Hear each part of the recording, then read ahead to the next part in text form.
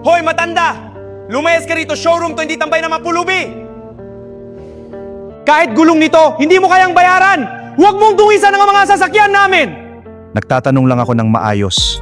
Hindi mo kailangang bastusin ako. Sir, ako na po ang asikaso sa inyo. Anong klaseng sasakyan po ang kailangan nyo? Nina, tanga ka ba? Amoy kalye lang ang may bibigay niyan, hindi komisyon!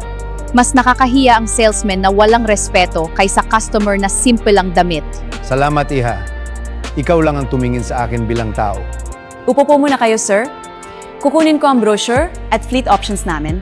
Baka pati pagkain at pamasahe pa uwi. Hingin pa ng pulubing yan! Hindi ako naparito para manghingi. May negosyo akong kailangang simulan. May fleet package po kami para sa bagong negosyo kasama ang warranty at maintenance. Mabuti. 5 sasakyan ang kailangan ko para sa kumpanyang ilulunsad ko. 5 kotse? Baka 5 kariton ang kaya mong bilhin, matanda! Narito ang bayad at mga dokumento. Ngayon, sino ang mukhang walang kakayahan? Verified ang pondo, cash purchase ito para sa 5 brand new vehicles.